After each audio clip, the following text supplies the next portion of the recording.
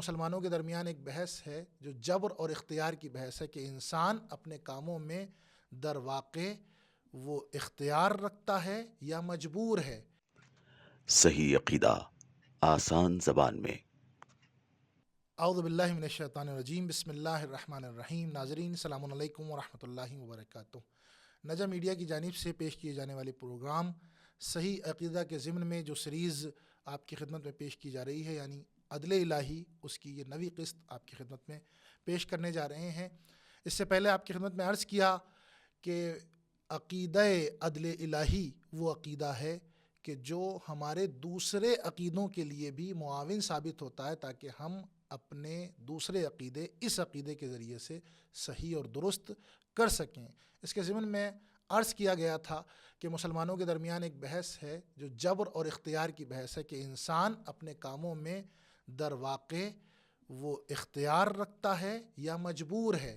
گزشتہ گفتگو کی گئی تھی کہ انسان، کچھ لوگ کہتے ہیں کہ انسان مجبور ہے، لہذا ہم نے اس کا جواب دیا، اور اب کچھ لوگ ایسے ہیں جو کہتے ہیں انسان مطلقاً مختار ہے، اپنے کاموں میں اختیار رکھتا ہے اور خدا کا اس سے کوئی تعلق نہیں ہے۔ یہ وہ لوگ ہیں جو عدل الہی کے حامی ہیں۔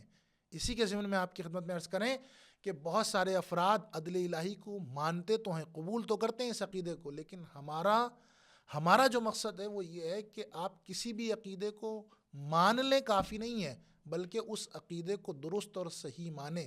ایسا نہ ہو کہ اس عقیدے کے چکر میں آپ دوسرے عقیدے کو خراب کر دیں۔ یہ معتزلہ جو فرقہ، کلامی فرقہ ہے، جب اس بات کو کہتا ہے کہ انسان صاحب اختیار اور خدا کا تعلق نہیں ہے، یہ عدل کو، در حقیقت عدل کو ڈیفائن کرنے کے لیے کہتا ہے کہ خدا کا اختیار نہیں ہے، اور کاملاً اختیار، مطلقاً اختیار انسان کا اختیار ہے۔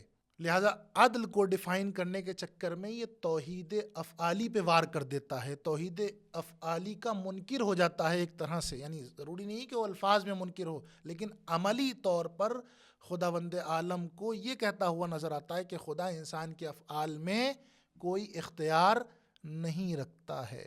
لہذا جب عقیدہ عدل الہی کو درست نہیں مانا جاتا تو پھر وہ اس طرف چلے جاتے ہیں کہ خدا کی توحید کا بھی انکار کر دیتے ہیں، توحید افعالی کا انکار کر دیتے ہیں۔ اس کا جواب کیا ہے؟ اس کا راہ حل کیا ہے؟ راہ حل وہی بتائیں گے کہ جو خداوند عالم کی توحید کے محافظ ہیں، جو توحید کو پہنچانے والے ہیں، وہ اہل بیت علیہم الصلوۃ والسلام ہیں، جنہوں نے اس مرحلے میں آ کر ہمیں ایک فارمولا اور ایک ایسا حکم جاری کیا جسے کہا گیا علم کلام کی اصطلاح میں امر بین الامرین، یعنی ایک ایسا حکم کہ جو دونوں ان حکموں کے درمیان کی چیز ہے۔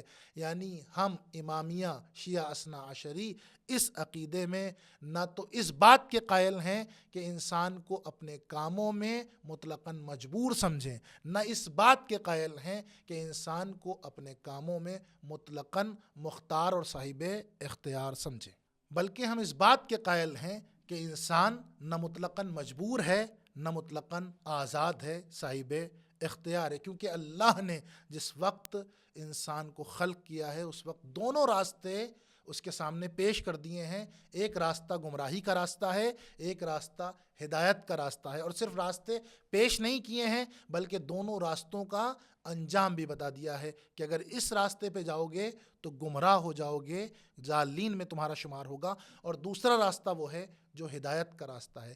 لہٰذا انسان جب کوئی کام انجام دیتا ہے اپنے ارادے سے انجام دیتا ہے، اگر اپنے ارادے سے غلط کام انجام دیتا ہے تو اس کا ذمہ دار خدا نہیں ہے بلکہ وہ خود ہے، کیونکہ خدا نے اس کو ہدایت کا راستہ بتا دیا ہے۔ اور اگر یہی انسان نیک کام انجام دیتا ہے اور اس کے بدلے میں اسے کوئی جزا ملتی ہے تو اس کا کریڈٹ بھی اسے خود ہی کو جاتا ہے۔ لہذا انسان اپنے ارادے سے ضرور ان کاموں کو انجام دیتا ہے، چاہے وہ اچھا کام ہو یا برا کام ہو، لیکن کیونکہ تکوینی طور پر اگر ہم دیکھیں تو خدا کی قدرت اس کے اس کام میں شامل ہے، کیونکہ ہمارا عقیدہ یہ ہے کہ خدا کی قدرت انسان سے متصل ہے، اس کے افعال سے متصل ہے۔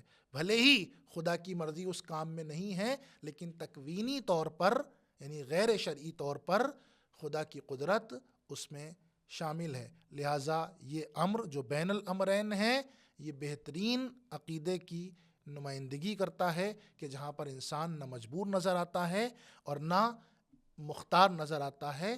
یہی دونوں چیزیں ہمیں اس بات کی طرف دعوت دیتی ہیں کہ یہ تمام چیزیں خداوند عالم کے عدل اور حکمت کا بہترین نمونہ ہیں۔